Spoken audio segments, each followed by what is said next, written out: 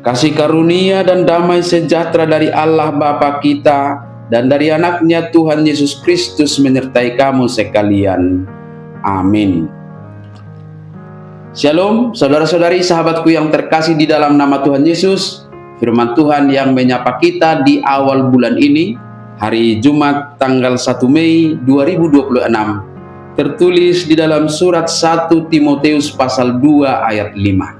Mari sahabatku, kita simak dan renungkan firman Tuhan yang menjadi kekuatan dan inspirasi untuk menjalani hari ini. Demikian. Karena Allah itu Esa dan Esa pula Dia yang menjadi pengantara antara Allah dan manusia, yaitu manusia Yesus Kristus. Aisada do debata jalasada do nang pangulu ni debata do jolma. Ima jolma Kristus Yesusi. Demikian firman Tuhan. Saudara-saudari, sahabat renungan harian yang dikasihi Tuhan Allah, Paulus memotivasi Timotius supaya tetap teguh dalam prinsip imannya dan menugaskannya untuk memperjuangkan perjuangan yang baik dengan iman dan hati nurani yang murni, sebagaimana dicatat dalam 1 Timotius pasal 1 ayat 18. Iman dan hati nurani yang murni ini tentu merujuk kepada satu nama, yaitu Yesus Kristus. Sebagaimana Allah itu Esa adanya, demikian juga lah halnya bahwa pengantara kita dengan Allah juga Esa, yaitu di dalam Yesus Kristus. Pernyataan Allah itu Esa sesungguhnya mau menegaskan bahwa hanya Dia satu-satunya yang kudus dan yang mutlak. Kita tidak memiliki yang lain sebagai alamat dan tujuan doa-doa kita. Dalam keesaan dan kekudusannya ada jurang pemisah yang membuat manusia yang berdosa tidak dapat memasuki hadiratnya. Kita tidak bisa menyeberangi jurang ini dengan usaha sendiri, dengan perbuatan baik kita, atau ritual-ritual agama apapun. Disinilah peran pengantara menjadi sangat krusial. Dalam bahasa aslinya, pengantara atau mesites berarti seseorang yang berdiri di tengah untuk mendamaikan dua pihak yang berselisih. Maka firman Tuhan hari ini meyakinkan Yesus Kristuslah satu-satunya pengantara yang mendamaikan kita kepada Allah, dan yang di dalam namanya kita naikkan doa-doa kita. Kita harus mendekati hadirat Allah yang kudus dan Esa itu hanya di dalam dan melalui Yesus Kristus saja.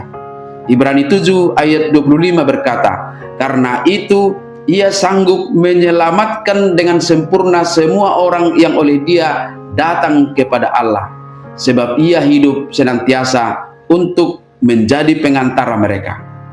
Mengapa sahabatku semua? Karena Yesus dalam dua hakikat yang kita imani, bahwa Dia sepenuhnya adalah Allah, sehingga Dia bisa menjangkau tangan Bapa, dan Dia juga sepenuhnya adalah manusia, yaitu manusia Kristus Yesus, sehingga Ia juga sanggup menjangkau tangan kita. Paulus secara spesifik menyebutkan kemanusiaan Yesus. Mengapa? Karena sebagai manusia, Yesus telah merasakan penderitaan, pencobaan, dan kelemahan kita. Bedanya adalah kita adalah orang-orang berdosa. Kita mengalaminya karena dosa-dosa kita.